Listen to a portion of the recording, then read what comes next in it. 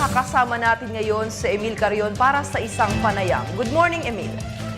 Good morning, Pia. At sa ating mga kabalitaan, narito po tayo sa isang mahalagang panayam kung saan isa po sa mga resource persons ng mga importanteng issue ngayon sa ating bayan ay bisita natin ngayon. Magandang umaga po, Dr. Joey Aranal, PhD.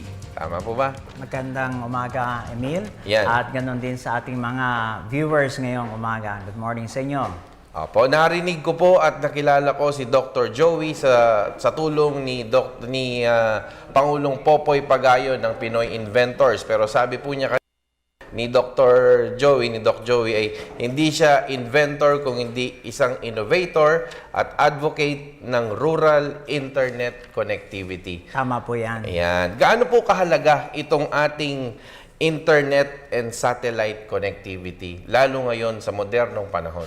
So, unang-una, alam na ng lahat na mahalaga ang internet sapagkat kapag ikaw ay may internet, pwede ka nang mag-carry ng video, voice, at data. At sa tulad ng urban area, ang dami ng internet access. Kahit magpunta ka sa mall, may mga internet access dyan. At saka yung mga data line, available na yan sa mga applications natin sa mobile phone. So, karamihan dito sa urban area ay nagagamit na mabuti ang internet.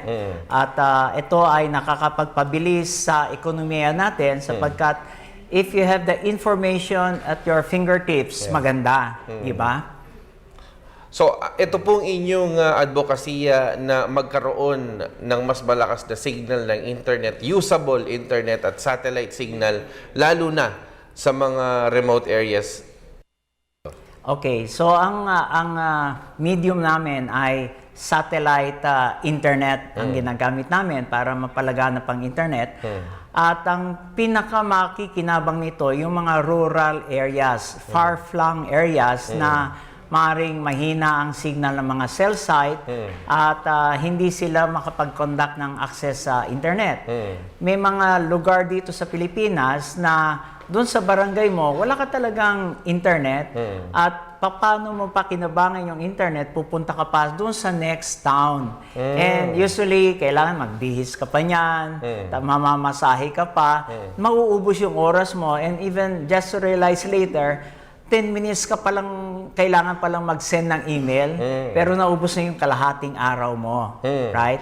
And na-experience din namin yan sa Mountain Province, yung mga kinakabitan namin ng satellite internet connection doon, na dati-dati, they have to travel 6 to 8 hours to the nearest city para to submit mga reports nila. So, both sa government at sa mga private sector, napakahalaga ang on-time delivery ng information. Napakahalaga ng information at ng communication. Totoo yan. Sa ating gobyerno, sa medicine, sa military. Education, pati sa education natin.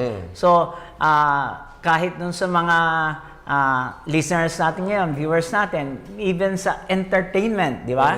Nagdadala ng TV and radio yung broadcast kahit dun sa malalayong lugar. Pero, unfortunately, hindi nakakarating ang internet.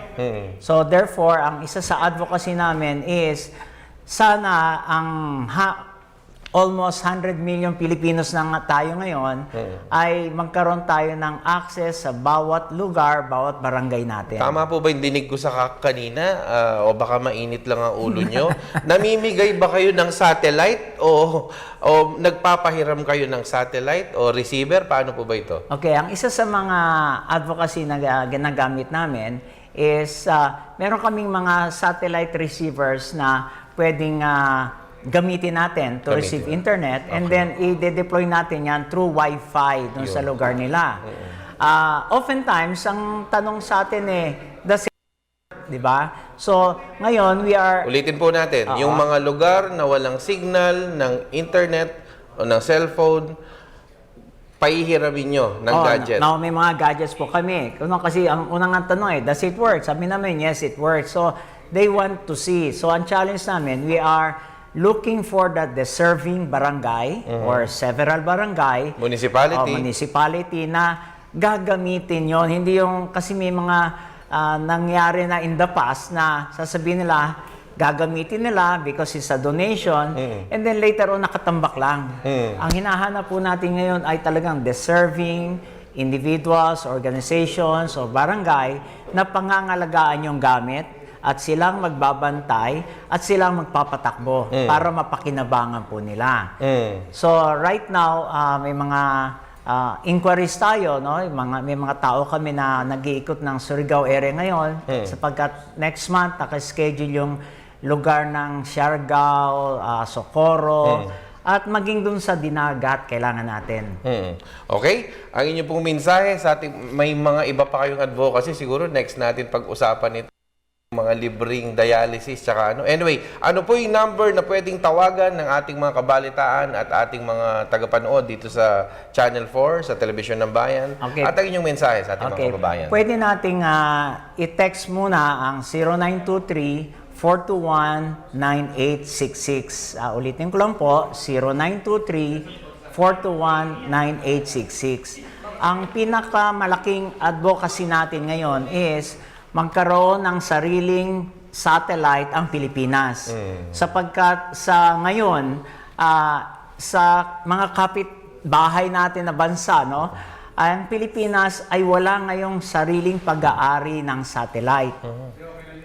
Samantalang ang mga neighboring countries natin sa Asia ay mayroon. So I believe it's about time to rally behind support from both the government and the private sector that we work hand in hand to launch our own domestic satellite. Yun. Okay, maaasahan niyo po dyan ang tulong namin dito sa Balitaan. At ulitin po natin, pwede kayo mag-text sa 0923-49866. Pwede rin pong makipag-communicate dito sa atin sa Balitaan para sa mga lugar na wala pang internet, wala pang signal po ng cellphone, para kayo po ay matulungan ni Dr. Joey Aranal. Okay, maraming salamat po, Dr. Joey Aranal, isang advocate ng Rural Internet Connectivity.